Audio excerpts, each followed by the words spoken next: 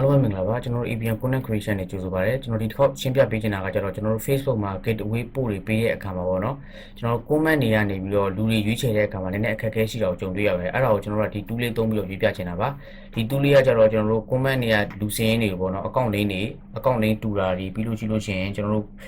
standard ပေါ့စံချိန်စံညွှန်းနဲ့ညီတာတွေအဲ့လိုလူတွေကိုရွေးချယ်ပေးတဲ့အခါမှာအသုံးဝင်ပါတယ်အဲ့ဒါလေးကကျတော့ Facebook page ပိုင်ရှင်တိုင်းပေါ့နော် gateway ပေးတဲ့အခါမှာကိုယ့်ရဲ့ဒီဝင်တာဘယ်သူဖြစ်မလဲဆိုတော့တိတ်ကောင်းစားစရာမလိုဘဲနဲ့ mail လေးတွေပဲလုပ်စရာမလိုဘဲနဲ့ဒီ platform ဒီ tool ပေါ်ကနေပြီးကျွန်တော်ဖြည့်ရှင်းလို့ရပါတယ်အဲ့ဒါလေးကိုကျွန်တော်အသေးစိတ်လေးရှင်းပြပေးချင်ပါတယ်ခင်ဗျာပထမဆုံးအနေနဲ့ပေါ့နော်ကျွန်တော်ဒီ link နဲ့ဝင်ရမယ်ဒီ link တွေကိုလည်းကျွန်တော် Facebook မှာကျွန်တော် comment မှာချပေးရပါမယ်အဲ့တော့ကျွန်တော်တို့ကအခု video လေးစဉ်းစားကြည့်လိုက်အောင်ကျွန်တော်တို့ APM မှာကျွန်တော်တို့ post တစ်ခုတင်လိုက်တယ်ပေါ့နော်အဲ့ post မှာကျွန်တော်တို့ကဒီ content marketing နဲ့ပတ်သက်ပြီးတော့စာအုပ်တစ်ခုလက်ဆောင်ပေးမယ်ဒါပေမဲ့လူတိုင်းကိုမပေးဘူးလာမှတ်တဲ့လူ16ယောက်ထဲမှာကျွန်တော်တို့3ယောက်ကိုပဲပေးမယ်အဲ့3ယောက်ကိုပဲကန်ထူးရှင်းပြရွေးချယ်ပြီးတော့ကျွန်တော်တို့သူတို့ Messenger ကနေကျွန်တော်ပို့ပေးမယ်ပေါ့နော်အဲ့3ယောက်ဘယ်သူဖြစ်မလဲဆိုတော့ကျွန်တော်တို့ကခေါင်းစားနေကြမလို့ကျွန်တော်တို့တက်တက်ကြီးအခြေကုန် mail လေးတွေပဲလုပ်နေကြလည်းမလို့ပေါ့နော်အဲ့16ယောက်ထဲကကျွန်တော် name တွေပေါ့အဲ့ name တွေအားလုံးကိုကျွန်တော်မှတ်လိုက်ပြီးကျွန်တော်ဒီမှာကူးထည့်လိုက်မယ်ဒါအကျန်းပေါ့နော်ကျွန်တော်တို့ဟိုမြင်အောင်မျိုးလုံးနဲ့မြင်အောင်ကျွန်တော်နာမည်လေးတို့အလေးတကူရိုက်ထည့်ထားတာပေါ့နော်ဒီမှာတော့ကျွန်တော်နာမည်တူတဲ့လူပဲကျွန်တော်ရွေးထည့်ထားတယ်စောစောပေါ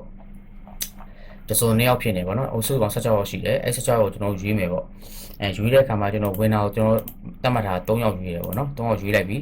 3ယောက်ရွေးပေါ်လို့ကြည့်လို့ချင်းကျွန်တော်တို့ကဒီ5ချက်လေးကိုကျွန်တော်နားလည်ဖို့လိုတယ်အဲ့5ချက်ကကျတော့ဒီ remove name ဆိုတာကကျတော့ဒီဝင်တာဖြစ်ပြီးသားလူတွေကို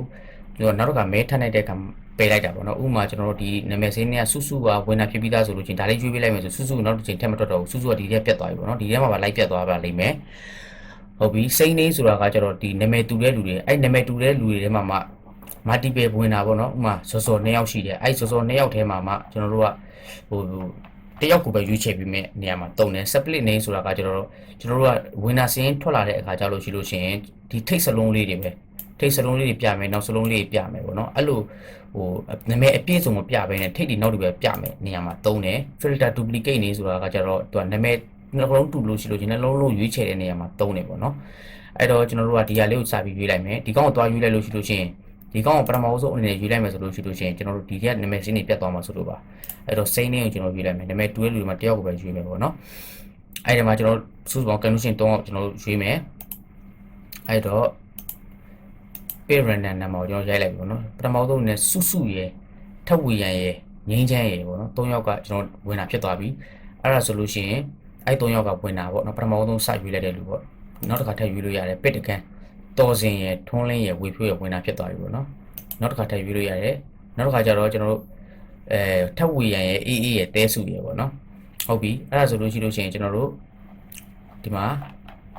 ဝင်တာမှာဝင်တာလေး name on number မှာပါသူက live ပြီးတော့ live ဖြည့်သွားတာပေါ့နော်31ယောက်ဖြစ်သွားတယ်အဲ့တော့ကျွန်တော်ဒါလေးပြန်ဖြတ်မယ်ဒါကိုဆက်ပြန်သွားကြည့်မယ်31ယောက်ပဲဖြစ်နေတယ်အခုနောက်ဟာတော့ update မလုပ်ရသေးတာပေါ့နော်ဒါကို refresh လုပ်လိုက်လို့ရှိရင်ရပါတယ်ဒါကို refresh လုပ်လိုက်ပါrefresh လုပ်ကျွန်တော်ခုနဆန်အောင်လို့16ယောက်ပြန်ထည့်လိုက်လို့ရတယ်သူကဒီတစ်ခါမှာတော့ကောင်းလို့တာမှားတယ်ခင်ဗျကောင်းလို့တာမှားရဆိုတာကအခုနောက်တော့ကျွန်တော်တို့တရား original ရှိတာ16ယောက်ဒါပေမဲ့သူကဒီနာမည်နှလုံးကိုတစ်လုံးနဲ့ယူဆပြီးတော့ထဲမတွက်တဲ့အချိန်မှာသူက15ယောက်ပဲဖြစ်နေတယ်တကယ်တော့ဒါ16ယောက်ပါသူကဒီနေရာလေးကတော့နည်းနည်းလေးဟို system အနောက်ကရေးထားတဲ့ဟာနည်းနည်းနှီးလို့ဖြစ်ပါလိမ့်မယ်ပြီးလို့ရှိရင်16ယောက်ပြောင်းသွားပါလိမ့်မယ်အဲ့တော့ကျွန်တော်ဝင်တာရွေးဖို့ဆိုလို့ရှိလို့ရှိရင်ကျွန်တော်ဒီ3ယောက်ရွေးမယ်ပေါ့နော်အခုက duplicate နေအောင်ကျွန်တော်ရွေးထားတယ်အခုကကျတော့ကျွန်တော်တို့ split name နဲ့ရွေးကြည့်မယ် split name နဲ့ရွေးတဲ့အခါမှာကျွန်တော်တို့ထိတ်ဆုံးစလုံးလေးပဲပြတယ်ဇော်တို့ရန်တို့ထွန်းတို့ပေါ့နော်ဒါတွေပဲပြတယ်အဲ့တော့ဒါတို့ကျွန်တော်တို့ပြစ်တကန်းပြန်လုပ်ကြည့်မယ်ရမင်းတို့ထွန်းတို့ဇော်တို့ဒါပဲပြန်ပြရတယ်ပေါ့နော် okay အဲ့ဒါဆိုလို့ရှိရင်နောက်တစ်ခါကျွန်တော်ပြန်ရွေးမယ်ပေါ့နော်နောက်တစ်ခါပြန်ရွေးတဲ့အခါမှာ split name ကိုမရွေးတော့ဘူးသူကနာမည်အပြည့်မပေါ်ပေးဘူးပေါ့နော်နောက်ပြီးတော့ကျွန်တော်တို့ remove name ပေါ့နော် remove name list name after drawing winner ပေါ့နော် winner ဖြစ်ပြီးတဲ့လူတွေအားလုံးကိုကျွန်တော်တို့ပယ်မယ်ဆိုတော့ပိတ်တကန်ပြန်လုပ်လိုက်မယ် okay ဘယ်လိုလဲဆိုတော့ကျွန်တော် winner ဖြစ်ပြီးတဲ့လူတွေအားလုံးပယ်မယ်ပေါ့နော်တော်တာရယ်ဇော်ဇော်ရယ်တဲစုရယ်ဒါကကျတော့သူကအခုနဇော်ဇော်က2ယောက်ရှိတဲ့အတွက်ကြောင့်ဒီဇော်ဇော်ကတယောက်ပထမ1ယောက်ဖြစ်ပါလိမ့်မယ်နောက်တဲ့ဇော်ဇော်ကကျတော့ဒုတိယ1ယောက်ဖြစ်ပါလိမ့်မယ်သူကပထမ1ယောက်ဖြစ်တဲ့ဇော်ဇော်ကိုလုံးဝရွေးချယ်သွားခြင်းမရှိဘူးအဲ့အတွက်ကြောင့်တော်ရာရဲ့ဇော်ဇော်ရဲ့တဲစုရဲ့ဆိုတဲ့3ယောက်ကိုပဲသူကရွေးချယ်သွားတယ်။ဘာကြောင့်လဲဆိုတော့ ကျွန်တော်တို့ကဒီ remove လေးကိုနှိပ်ထားလိုက်တဲ့အတွက်ကြောင့်ဒီ3ယောက်ဒီ winner ဖြစ်ပြီးသားဒီလူ3ယောက်ပေါ့နော်ရမင်းတို့ဘာလို့ကထည့်တွက်တင်ခံရတော့မဟုတ်ပါဘူးအဲ့လိုအခြေအနေမျိုးမှာကျွန်တော်ဒီ remove ကိုသုံးပါတယ်ဒီ add content ဆိုတာကကြတော့အခု winner ဖြစ်သွားပြီပေါ့နော် winner ဖြစ်သွားလူတော်တာပေါ့တော်တာဆိုတော်တာဒီမှာတော်တာရိုက်ထည့်လိုက်လို့ရတယ်ဒီ HAW တေကတော်တာပေါ့နော်ပြီးလို့ရှိရင်ကျွန်တော်တို့စောစောပေါ့နော်ပြီးလို့ရှိရင်စောစော ZAW စော ZAW စောပြီးလို့ရှိရင်ကျွန်တော်တို့တဲစု DHEL တဲ SU စုပေါ့နော်တဲစုအဲ့လူတို့ရိုက်ထည့်ပြီးတော့ကျွန်တော်တို့ကဒီမှာတခုခု register လုပ်ထားတဲ့ပေါ့နော်မှတ်မိအောင်လို့ဟို thanks for joining our content ဆိုတာကိုရေးချင်တဲ့စာတွေမှာရေးလို့ရတယ်ပေါ့နော်ဥပမာအခုလိုပြန်ပွဲကိုဝင်ရောက်ဖြေဆိုပေးတဲ့အတွက်ကျေးဇူးတင်ပါတယ်ဒီ challenge လေးမှာတော့ဒီ gateway post လေးမှာတော့ဒီအမားတို့ကိုတို့မတန်နာတို့ကိုစောစောတို့ပေါ့နော်ဒါတွေက condition ဖြစ်တဲ့ method ဆိုတော့ condition ဖြစ်တဲ့အဲ့အတွက်ကြောင့်ကျွန်တော်တို့ messenger chat box ကနေပြီးတော့ဒီစာအုပ် link လေးကိုပို့ပေးပါမယ်ပေါ့နော်အဲ့လိုမျိုးမှတ်ထားတဲ့နေရာမှာသုံးတယ်ဒါကကြောင့်ကျွန်တော် Facebook page link ဖြစ်ဖြစ်ကျွန်တော်တို့ image link ဖြစ်ဖြစ်ပေါ့တခုထည့်ပေးတာမျိုးပေါ့နော်ဥပမာကျွန်တော်ဒီမှာစာအုပ် link ဆိုစာအုပ် link ပေါ့နော်ဟို page နဲ့လက်ဆောင်ရဲ့ link တခုခုပေါ့အဲ့ဒါလေး register လုပ်ထားလို့ရပါတယ်အဲ့လိုအခြေအနေမျိုးမှာသုံးပါတယ်ဒီဟာကဒီ2ဟာဒီ2တခုတည်းသုံးလို့ရတာမဟုတ်ပါဘူးဒီ site ကကျွန်တော်ဒီမှာ link generator တွေရတယ် name generator ရတယ် Facebook comment picker ရတယ် Instagram comment picker ရတယ် YouTube comment picker ရတယ်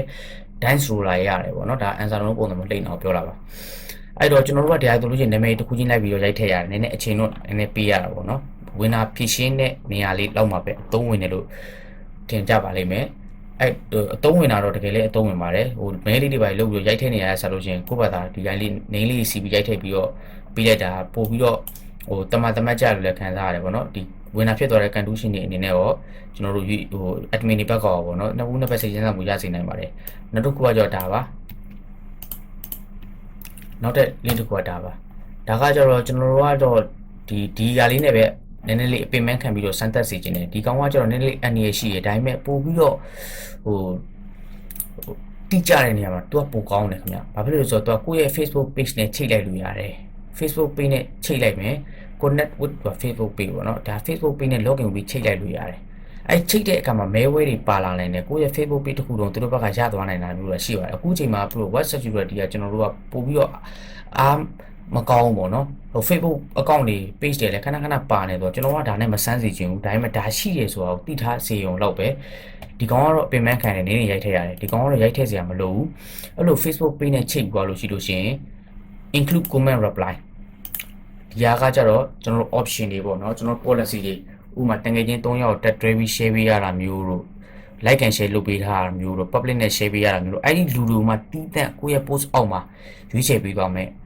ဒီ link လေးပါ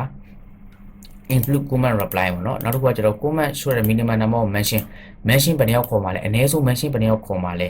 ဲဟုတ်ပြီအဲ့ဆိုလို့ရှိရင် post မှာတတ်မှတ်ထားတာအနည်းဆုံး mention 3ယောက်ခေါ်ရမယ် okay ပြီးရင် filter duplicate name